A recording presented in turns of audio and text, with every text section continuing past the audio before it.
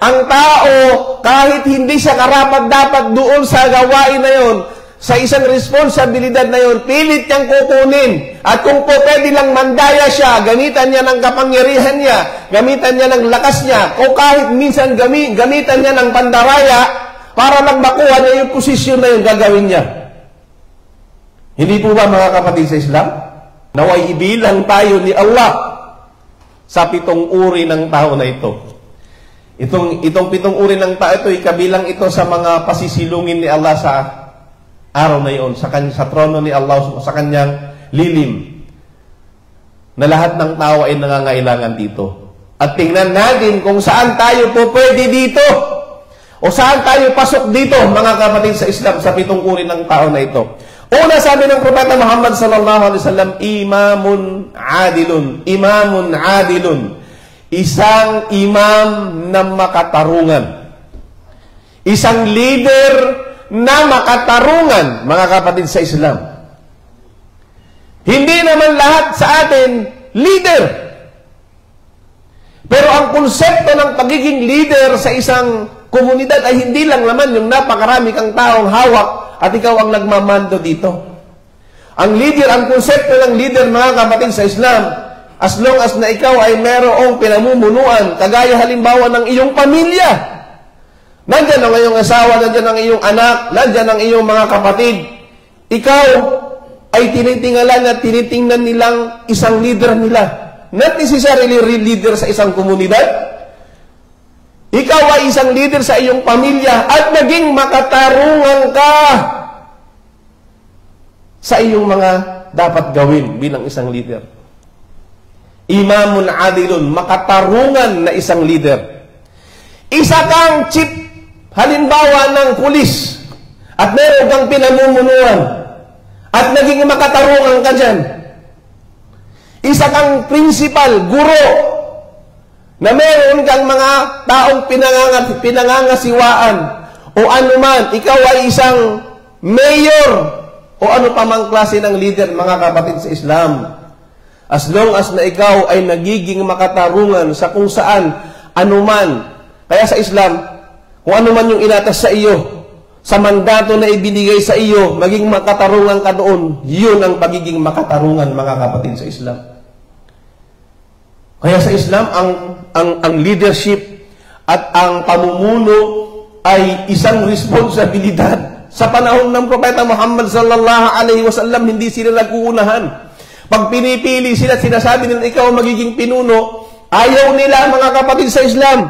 Yung responsibilidad kasi naiisip. Kabaliktaran sa panahon natin ngayon.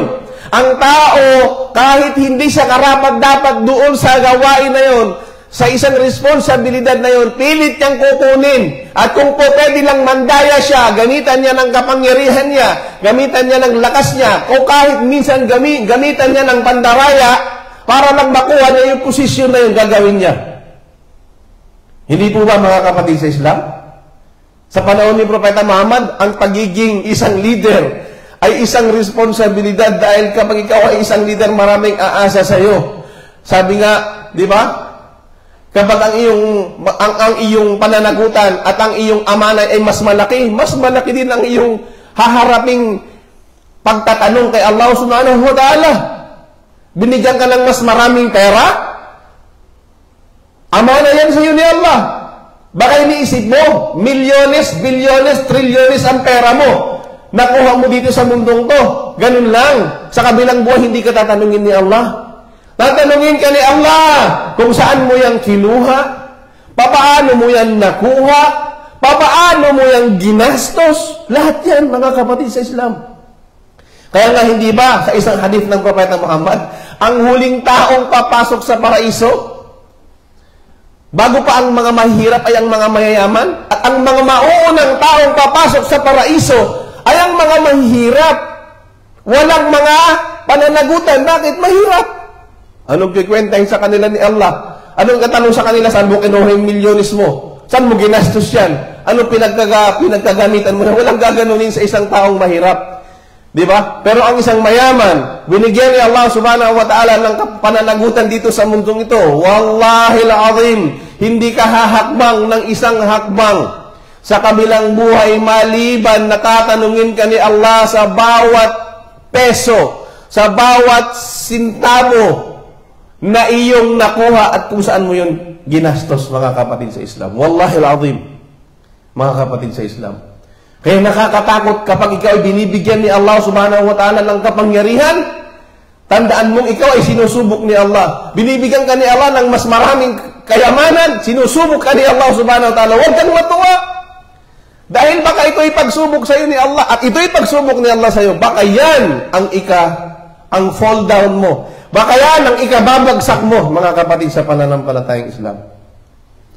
Kaya kapag may isang tao na kanyang hiningi ang pananagutan, huwag ibigay. Sabi ng Propeta Muhammad SAW. Yung responsibilidad, yung pagiging leader, o ako gawin yung leader, kapag gano'n, kinuha niya yan, ibig sabihin, hindi niya alam kung ano yung ibig sabihin ng pamumuno ng isang komunidad.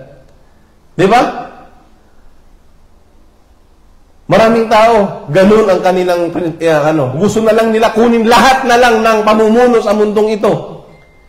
No? Lahat na lang ng pwede nilang pamunuan na hindi naman sila karapat-dapat doon, ay kinukuha nila. Subhanallah. So sa Islam, ang unang tao na pasisilungin ni Allah ay ang isang taong makatarungan. Isang imam, isang leader, namumuno sa isang komunidad na siya ay naging makatarungan, mga kapatid sa pananampalatayang Islam.